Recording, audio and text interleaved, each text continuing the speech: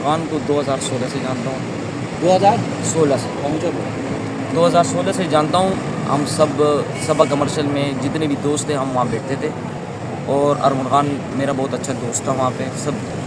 फिर उसके बाद अरमान खान अपने काम में बिज़ी था, हम अपने कामों में बिज़ी थे। फिर अरमान खान इस बीच में इस सारी गैदरिंग से कट के उसने कोई सॉफ्टवेयर हाउस खोला था। ये कब की बात है? ये 2016 की बात बता रहा हूँ मैं आपको। उसने कोई सॉफ्टवेयर हाउस खोला था निशात पे। बिस्मिल्लाहिर्रहमानिर्रहीम, अस्सलाम वालेकुम। मैं शाहिद सकलैन हूँ। आप मुझे मेरे यूट्यूब चैनल फेसबुक पेज पे देख रहे हैं। 3 मार्च है और पीर का दिन है। बात करेंगे मुस्तफ़ा आमिर कत्ल केस के हवाले से। एक नई डेवलपमेंट, एक नई चीज़ जो है वो अब सामने आई है।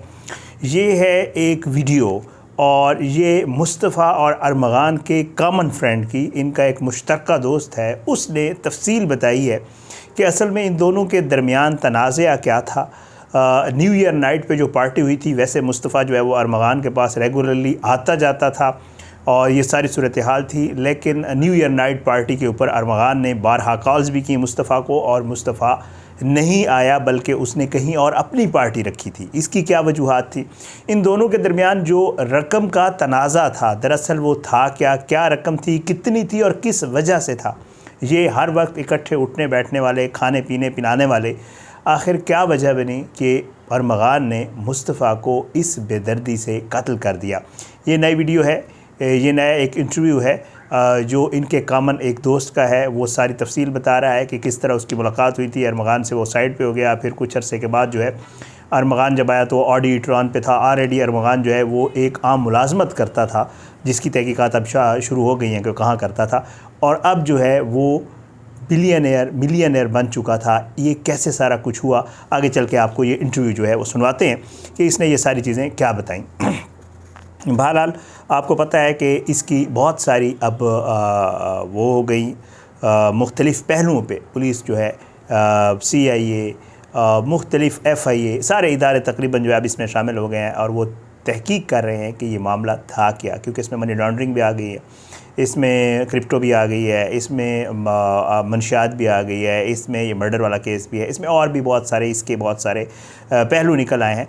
तो अब जो है इसके ऊपर तफ्तीश हो रही है। लेकिन पहले मैं चाहता हूँ आप ये इंटरव्यू सुन लें जो उसके दोस्त ने बताई सारी वजूहात, और फिर आगे चल के इसके ऊपर मज़ीद थोड़ी सी बात भी करेंगे कि आखिर ये जो तहकीकात हैं किस तरफ जा रही हैं। और साथ साथ आज कोर्ट में भी एक डेवलपमेंट हुई और उसमें अल्लाह का शुक्र है 3-4 दिन पहले मैंने आपको एक ख़बर दी थी, वो सच साबित हुई है। वही हुआ है जो मैंने आपको अपनी वीडियो में बताया था।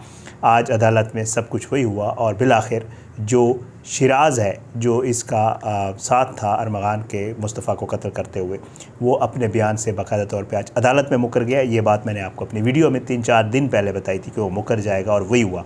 वो क्या तफसील है वो अगली किसी वीडियो में आपके साथ शेयर करेंगे। लेकिन फ़िलहाल आप ये सुन लें कि जो अरमगान का दोस्त है और मुस्तफ़ा का दोस्त, वो जो है क्या कह रहा है इस इंटरव्यू में, ज़रा सुने। मैं अरमान को 2016 से जानता हूँ। 2016 से पहुँचे 2016 से जानता हूँ। हम सब सबा कमर्शियल में जितने भी दोस्त थे हम वहाँ बैठते थे और अरमान खान मेरा बहुत अच्छा दोस्त था वहाँ पे सब। फिर उसके बाद अरमान खान अपने काम में बिज़ी था, हम अपने कामों में बिज़ी थे। फिर अरमान खान इस बीच में इस सारी गैदरिंग से कट के उसने कोई सॉफ्टवेयर हाउस खोला था। ये कब की बात है? ये 2016 की बात बता रहा हूँ मैं। उसने कोई सॉफ्टवेयर हाउस खोला था निशात पे।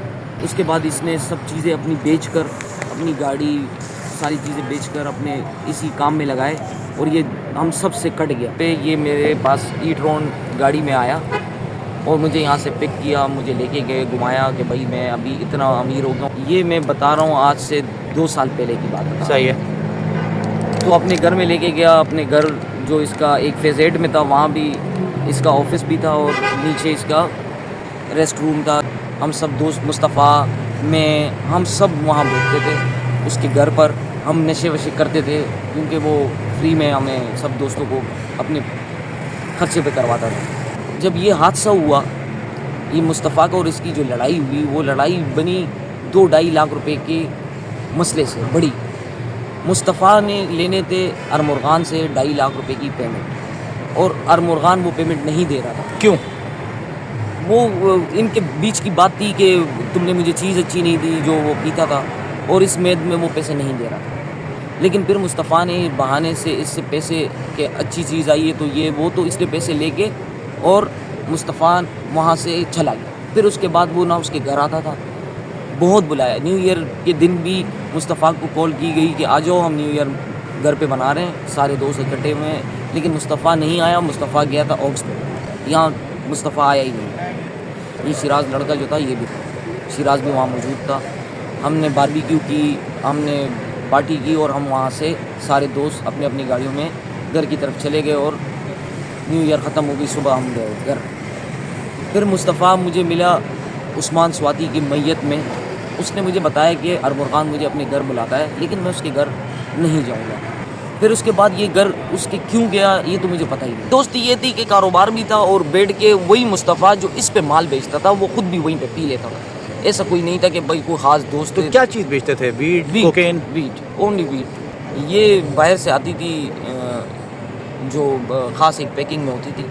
जंगल बॉय के नाम से जो लास्ट थी तो वो जंगल बॉय के नाम से थी। कोई बाहर का पैकिंग थी जो स्क्रैच करके आप उसको स्कैन करोगे तो वो डायरेक्ट आपको पिन लोकेशन बताती थी कि आपने यहाँ पे ये ओपन किया है, कराची में या पाकिस्तान में। मुस्तफ़ा कहाँ से लाता था ये मुझे नहीं पता। 30 से 35 गार्ड थे इसके, 8-10 बाउंसर थे दिन और रात के अलग अलग, जो घर पर ही हम कहीं बैठे होते थे तो वो बाउंसर हमारे ऊपर खड़े होते थे।